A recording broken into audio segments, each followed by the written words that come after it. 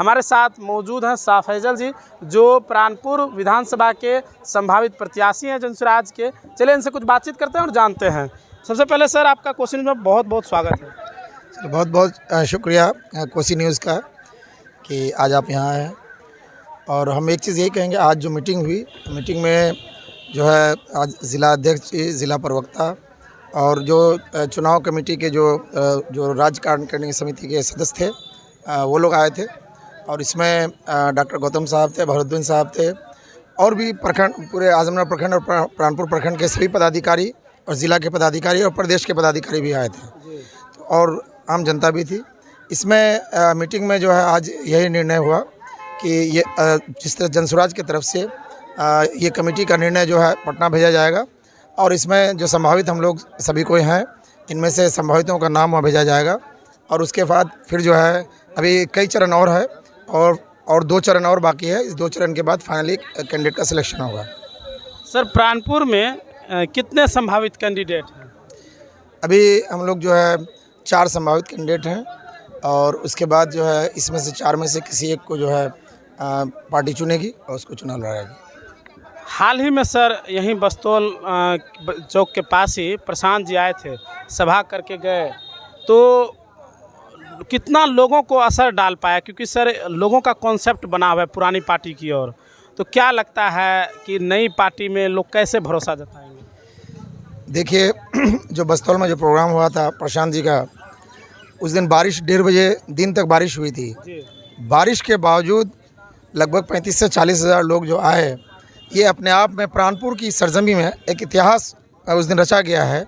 और ये पहले ऐसे नेता हैं भारत के जो एक सभा में प्राणपुर की धरती पे इतनी बड़ी भीड़ हुई थी, इतनी बारिश के बावजूद।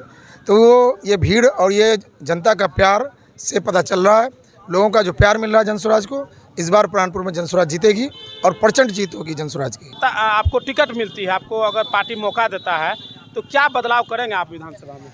देखिए, हम लोग का प्राणपुर विधानसभा जो है शुरू से आज लगातार जो है बार बार किसी एक दल या किसी एक पार्टी के लोगों या किसी एक को बार बार जो है यहाँ पर ये मिल रहा है, टिकट मिल रहा है, और वो विधायक बन भी रहे हैं। और ख़ास करके प्राणपुर आज बाहरी नेताओं से जूझ रही है, बाहरी नेता से परेशान है। बाहरी नेता सिर्फ जो है यहाँ पर आके चुनाव तो जीत जाते हैं या चुनाव लड़ लेते हैं, उसके बाद वो अलमीरा में वोट को लेकर बंद करके गायब हो जाते हैं, और उसके बाद फिर जो जनता की समस्या है उस समस्या पे ध्यान नहीं देते हैं। प्राणपुर विधानसभा की जो मुख्य समस्या है उसमें ख़ास करके आजमगढ़ प्रखंड और प्राणपुर प्रखंड को जोड़ने के लिए जो है दो ब्रिज की समस्या सबसे ज़्यादा है। एक आजमनगर खोपड़ा रोहिया पुल ये बनना बहुत ज़रूरी है महानंदा नदी में, और दूसरा हमारा दुर्गापुर घाट में ये ब्रिज बनना बहुत ज़रूरी है महानंदा नदी में। ये 2 मुख्य समस्या है, और बिजली की समस्या हमारे प्राणपुर प्रखंड में बहुत ज़्यादा है। और इसके अलावा कई जन समस्याएँ, और ख़ास करके सबसे ज़्यादा लोग जो त्रस्त हैं, थाना और ब्लॉक से बहुत ज़्यादा लोग परेशान हैं। आज ज़मीन के म्यूटेशन में जो है जितने पदाधिकारी हैं, सीओ हो या उनके जो चेला चपेटा हैं, बहुत ज़्यादा लूट कर रहे हैं। ब्लॉक में लूट और लूट का धंधा जो मचा हुआ है, और इसी तरह थाना में भी यही हाल है। तो हम लोग अगर जनता हम लोग को चुनती है, तो सबसे पहले, क्योंकि मैं 17 वर्षों से संघर्ष कर रहा हूँ जनता की समस्याओं को लेकर, हमारे घर में भी हर दिन हम जनता दरबार लगाते हैं, और पिछले 13 वर्षों से जनता दरबार लगाते हैं। लोगों की समस्या जो है ये राशन कार्ड, ज़मीन का म्यूटेशन, बिजली, एग्रीकल्चर कनेक्शन में परेशानी, और जो अब आप ले लीजिए आजमनगर मार्केट जो हमारा आजमनगर है, या सालमारी मार्केट में हमेशा पानी रहता है। इसके अलावा आप केवाला पंचायत में जाएंगे, सोसाधार में ब्रिज आज बहुत पहले बन जाना चाहिए था, वो नहीं बना है। प्राणपुर में एक और पावर सब स्टेशन की ज़रूरत है ताकि बिजली की समस्या का निदान हो सके, और आजमगढ़ प्रखंड में 2 पावर सब स्टेशन की ज़रूरत है ताकि बिजली का समस्या का निदान हो सके। इस तरह कई समस्या है जिसको लेकर काम करने की ज़रूरत है। और अगर मुझे मौका मिलता है तो सबसे पहले मैं एक चीज़ ये करूँगा, जनता की समस्या तो घर में सुनता ही हूँ हर दिन, और इसके लिए आजमगढ़ ब्लॉक और प्राणपुर ब्लॉक में जो हमारे विधानसभा में 2 ब्लॉक है, दोनों ब्लॉक में बारी बारी से महीना में एक बार जनता दरबार लगाऊंगा, और लोगों की समस्याओं को सुनकर उनका निदान करूंगा।